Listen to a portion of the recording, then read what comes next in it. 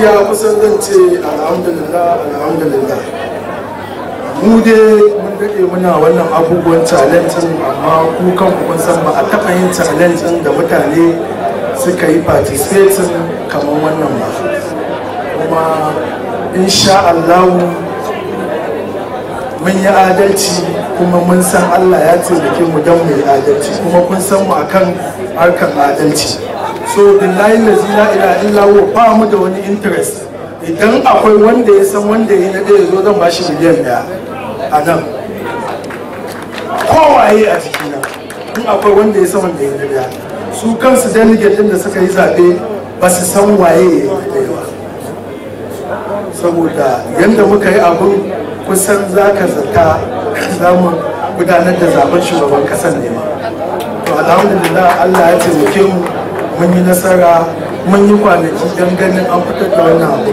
Amma abin da nake so wa mutane bayani, gaskiya bayan kusan mun sa wannan challenge sai muka ga mutanen da muke expecting sun yi yawa.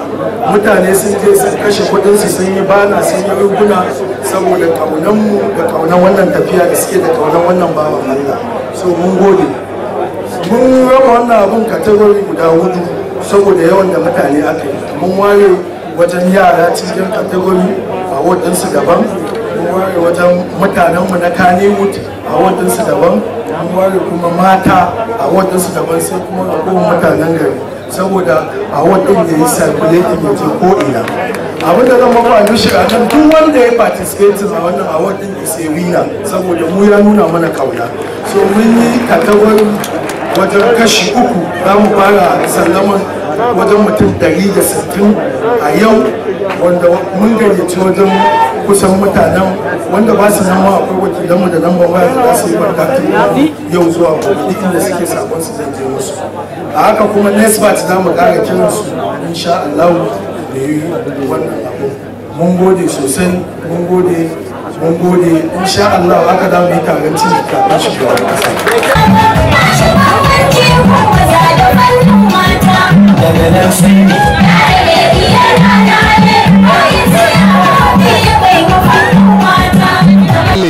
wanda aka musu da suna wata shugaban kungiyar jarumai na masana'antar Kano. To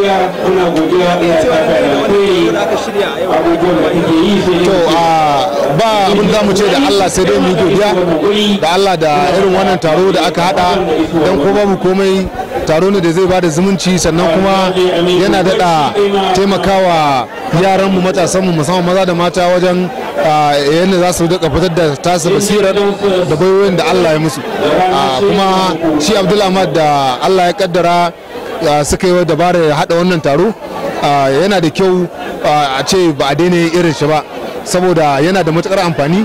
Ta haka dalilin taron gashi wasu za su amfana da abin da wasu taɓa tunanin za su amfana da shi ba. Da aka taɓa gabatarwa kuma jihar Kaduna, me za ka cewa dangane da dalilin ai tun da ka ce shi na farko bari mu gaja na farko, amma mu a wajen mu mun san ba na farko bane. A jihar Kaduna jiha ce wacce duk wani mutumin da yake arewa yana da ruwa da tsaki da ita, kuma in ban da yanayi na rashin tsaro na ƙasa to kusan dukkanin irin wannan abubuwan namu in sun taso ka yi su a Kaduna ya fi jin ya fi zama lafiya, ya fi daɗi saboda ita jiha ce take kama a tsakiyar arewacin Najeriya. Saboda haka muna matukar alfahari da wannan jiha ta Kaduna, kuma muna fatan Allah ya ƙara kawo abin da ma ya fi wannan mu sake zuwa yin shi. Abin da yake da akwai ai masana'antar ba iya mu kadai bane wanda suke a bangaren APC, akwai MPDP a APC ma kuma akwai watakila wanda za su dauko wani dan takarar. Saboda haka wannan abu ne wanda ya kamata a faɗaɗa, kowa ma ya sa hannunsa kan yin abubuwa. Na gode, Allah saka lau. Na gode. Ni sunana Abdullahi Sani Abdullahi, wanda aka fi sani da Baba Karami. Ni ne National President na Arewa Filmmaker Association Nigeria. Ne makasudin taron ku a yau a Kaduna. Alhamdulillah wannan taron da ake kamar yadda kuka shaida, ni ma na zo in shaida a matsayina na shugaba. wani bawan Allah ne da ya ɗara soyayyarsa akan masu shirya fina-finan Hausa ko kuma wanda yake creative industry. Aka ba da wata gasa wanda kun gani na shaida kamar yadda na zo. Akwai motoci da aka sa, akwai babura, akwai fridge, akwai tsibibin kuɗi da aka ce ko ka ci ko baka ci ba za a baka wannan kuɗin. Kaga anan ana nufin kowa da kowa ya sauyi na. To wannan abin kaga abu ne wanda ake kamar ba da karfin gwiwa ga yara samari wanda suke tasowa, kuma abu ne wanda idan muka tsinci kan irin wannan gani mukan ji daɗi mukan yi munna kuma yi masa godiya.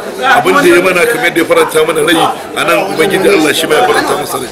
Kamar yadda ka sani saurayi ne matashi, shi yasa Allah ya bashi kwakwalwa da tunanin cewa ya za a taimaka samarin Najeriya. Ba ko sai bahaushen mutum ba, gasa ce aka sa wanda kowa zai iya zuwa yayi idan Allah ya sa nasara ya nasara. Ni ma ban fidda ran zancin wuta ba. An ga irin yadda 'yan kungiyar ku suka ba da gudunmawa tun daga 2015 zuwa yau a harkar siyasa da kuma irin gagarumar rawar da suka taka. Kamar wani ƙarin haske za ka ma mai sauraro da kallo a bisa irin gudunmawa da kuka bayar da wancan lokaci zuwa yau. To na kan faɗa a koda yaushe abin da ka faɗa gaskiya ne, babu wani ɗan siyasa da bai alfahari da creative industry, kuma ina faɗi cewa babu wata industry da ta fi Kannywood ko film industry ba da sana'a ga samari. Idan kun duba mu duk mutumin da ka sani muna bai sana'a, har jariri na goma muna bai sana'a. Wannan wata baiwa ce da Allah ya mana, kuma muna alfahari muna kuri cewa ko wannan shugaban ƙasar da ya hau da gudunmu a ciki 100%, kuma abu ne wanda mun san 'yan siyasa suna jan mu, kuma a shirye muke idan muka samu adalin mutum wanda muka san zai taimaki Najeriya, zai taimaki 'yan Najeriya, a shirye muke da mu bashi goyon ba mu yi masa talla. Wannan abu ne wanda yake zuwa a daidai lokacin da ake ganin a masana'antar taku na durkushewa duk da irin gudunmawa da kuke badawa a siyasance. Kamar ne za ka bayyana wannan kalubale da ake ganin kun samu kanku a ciki duk da gudunmawa da kuka bayar a siyasance? To gaskiya da farko ina son ci ubangiji Allah ya saka maka alkhairi da kai wannan tambayar. Wato akwai abu da yake mana ciwo, kuma dama an ce ranar wanka ba a ɓoye ci. Gaskiya mun daɗe muna so mu samu damammaki irin wannan, mu faɗi cewar kamar an yi watsi da mu.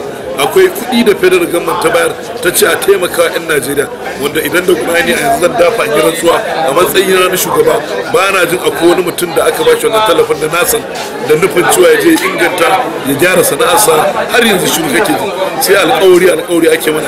Kuma mun tashi akwai lokacin da muka tsaya muka ja garin Abuja muka yi shugaban ƙasa rubutu kan cewa industry da muke ba da sana'ar yi tana cikin wani yanayi kamar yadda ka faɗa. Ya gaya mana cewa already ya ba da watan umarni a taimaka mana. To ina so amfani da wannan damar, mu wannan abin da aka yi har yanzu ba bai shigo ba, kuma ba mun haƙura ba ne. Sannan kuma za mu ci gaba kasancewa masu bin doka da oda, kuma za mu ci gaba da bin dokar gwamnati, mu ci gaba da addu'a. Kuma kamar yadda ka faɗa gaskiya yanzu kuɗi kamar yadda yake circulating da ba circulating a cikin industry. Muna kira da shugabanninmu, 'yan majalisunmu, gwamnoninmu, shugaban ƙasa da a sake duba wannan yanayin da Kannywood take ciki. Idan aka duba yanayin da Kannywood take ciki, wallahi tallahi billahi babu wani kamfani da ya fi ni ba da kamar yadda riga mu kwan jariri muke ba aiki. To mu bai kamata a yi wani abu na shakulati bangaro da mu.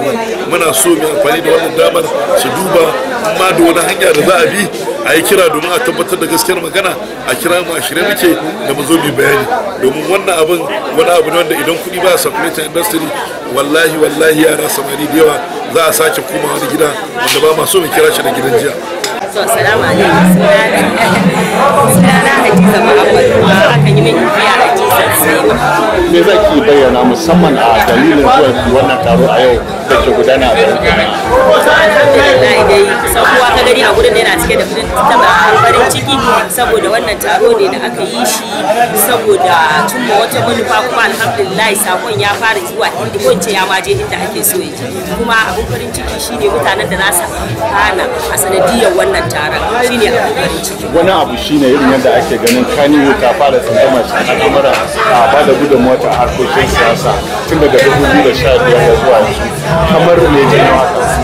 A yanzu da baki ɗaya tarihin duniya ma ya koma dole inda aka motsa sai ka ji maganar siyasa. Su waye siyasa? Mutane ne suke siyasa. Saboda haka dan Kannywood ta ka shiga siyasa baya nufin wani abu tunda abubuwa ne na ci gaba ake nema a rayuwa kuma kasar da take yi kuma ba wani waje. Amma tun batun ci gaba na rayuwa wasu na ganin Kano din nan ana tsunduma cikin wani yanayi na rashin kuɗi duk da gudunmuwa da suke ba 'yan siyasa nan. Me za ki ce kan haka? To wannan kuma kaka dawo bangaren wannan sai a ce kasan ma tana cikin wani yanayi da dole sai dai a yi hakuri ba wai Kano kadai bace take cikin wannan yanayi kuma alhamdulillah kuma duk abin da muke yi mun san me muke yi mun san dan suwa muke yi saboda haka ko da kuɗi ko babu abin da ya kamata za yi. Amma ya kike gani ne ya kamata a yi muku a gwamnati gani irin gudunmuwa da kuka bayar? To wannan ya rage ruwan gwamnati ta yi abin da ya dace duba da irin ma wahalhalun da muka yi muka bar ayyukan mu muka baro gidajen mu muka shiga aka yi gwagwarmaya tare da mu. So idan gwamnati ta dube mu da kyau ta yi mana abin da ya dace fa lillahi hamdu muna son haka domin yan magana sun ce dan tuwon gobe ake wanke tuwo. Ni dai sunana Zainab Usman Ali wacce aka fi sani da Zainab Sambisa. To Zainab Sambisa kina ɗaya daga cikin wanda suka halarci wannan wato babban taro da aka shirya na gasa wanda kuma kin dan taka rawa a cikin wannan gasar gashi an yi wannan taron har an gama me zaki iya faɗa wa masu kallo da saurare game da abubuwan da irin ke gani a wannan wurin? To gaskiya abin da zan yi faɗa wa 'yan kallo shine abin da ido na ya gani a wannan taron shine adalci da gaskiya. Duk abin da ka ci a matsayin ka wanda ya kokari abin da ya kamata ake baka gaskiya ba wani san ka kuma a'a wani namu ne wani namu ne wancan kuma gaskiya ni na shiga gasan ya hayar da ne ma ba dan cimuna ba kawai dan ina ra'ayinsa 2023 insha Allah in shi ma ya gurza a cikin wannan kasar kamar na wakan da aka ce matasa su karba su sa kuma muna son ya tusa gaskiya a wannan kasar. To me kiran ki ga sauran abokan ki masu sana'ar waka? Abin da zai yi kira ga su shine mu ƙara jajircewa don kusan rabi da kuta gaban muna cikin wannan tafiya da Yahaya Bello mu ƙara jajircewa insha Allah za mu kai gaci.